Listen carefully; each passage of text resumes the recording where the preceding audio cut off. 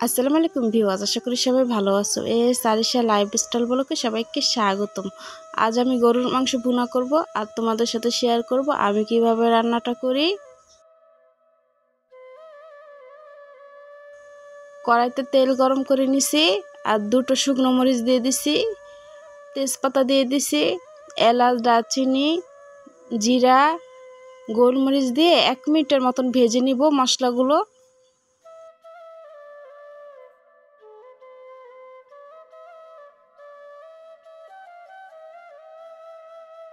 এখন পেঁয়াজ দিয়ে দিব।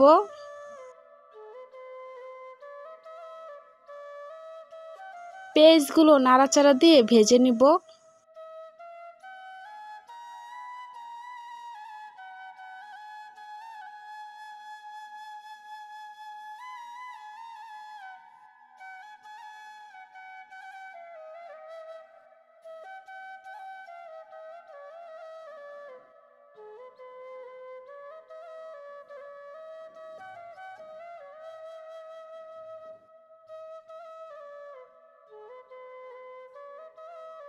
পেঁয়াজগুলো বেশি ভাজবো না, গরুর মাংস যখন সিদ্ধ করব পেঁয়াজগুলো এমনি গলে যাবে, তাই আর বেশি ভাজবো না। তাই এখানে আদা রসুন বাটা দিয়ে দিছি আর আদা রসুন বাটাগুলো একটু ভেজে নিব। পেঁয়াজের সাথে আদা রসুন একটা কাঁচা একটা গন্ধ থাকে, ওই গন্ধটা আসবে না ভেজে নিলে।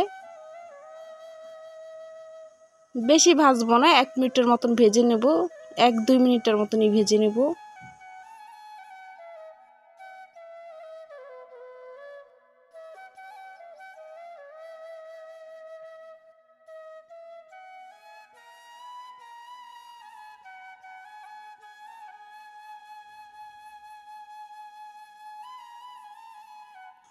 এখন পানি দিয়ে দেব আর এই পানিটা দিয়ে কষায় নেব, তাই এতটুক পানি দিছি।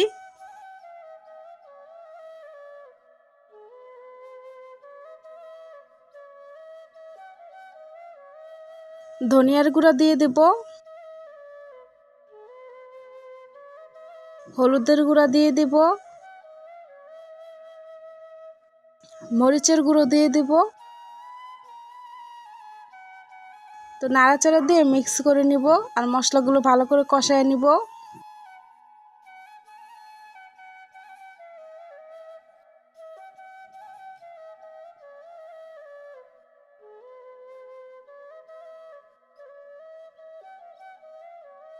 পরিমাণ মতন লবণ দিয়ে দেব।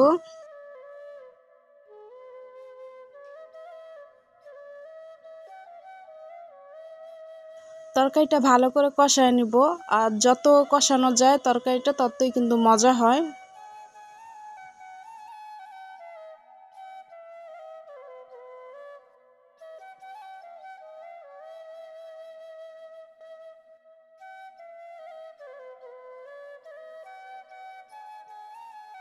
মশলাগুলো কষানো শেষ, এখন আমি গরুর মাংসগুলো দিয়ে দেব।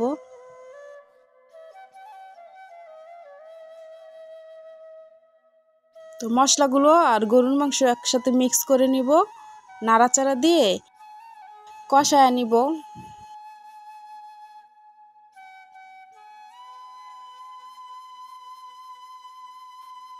ভিডিওটি যদি ভালো লাগে সাবস্ক্রাইব, লাইক, শেয়ার করে আমার পাশে থেকে বন্ধুরা।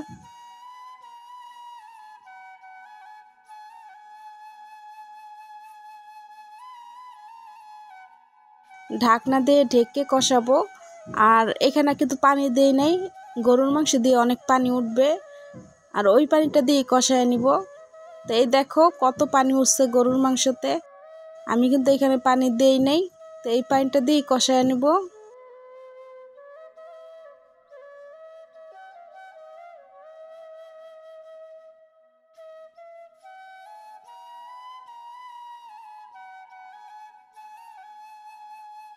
ঢাকনা দিয়ে ঢেকে কষায় নিব।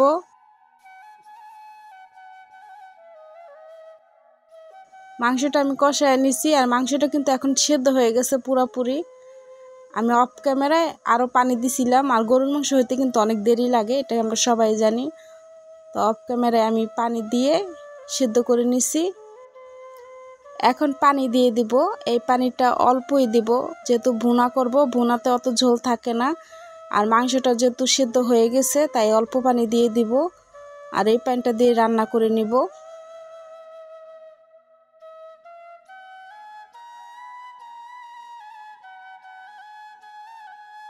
ঢাকনা দিয়ে ঢেকে রান্না করে নিব আমি।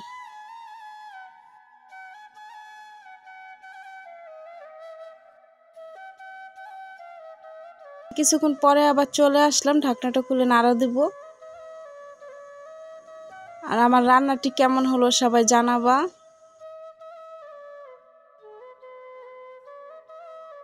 গরুর মাংস হচ্ছে ভুনা, এরপর একটা আলু দিয়ে রান্না করলে ভালো লাগে খাইতে।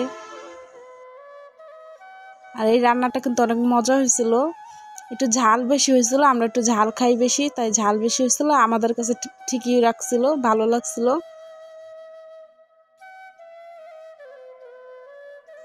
তাই যে আমি ভাত নিয়ে নিছি খাবার জন্য।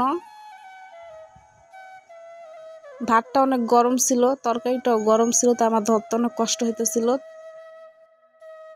ভাত হচ্ছে ঠান্ডা করে খাওয়া লাগে, কিন্তু আমার কাছে কেন জানি গরম গরম খেতেই ভালো লাগে। ভাত তরকারি বা যে কোনো জিনিসই, পিঠা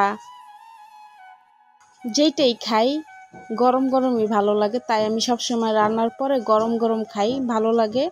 ঠান্ডা জিনিস তেমন একটা আমি খাইতে পারি না। আর আমি ভয়েস দিতেছি, আকাশে মেঘ ডাকতেছে, মনে হয় বৃষ্টি আসবে।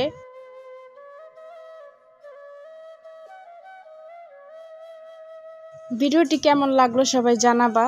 আর আমি মাঝের মধ্যে খাবারের ভিডিও দিই, হচ্ছে ভিডিওটা অনেক ছোট হয়ে যায়, তাই একটু খাবারের ভিডিও দিয়ে দিই। তো তোমরা ভিডিওটা দেখো। সবাই ভালো থেকো, আল্লাহ হাফেজ।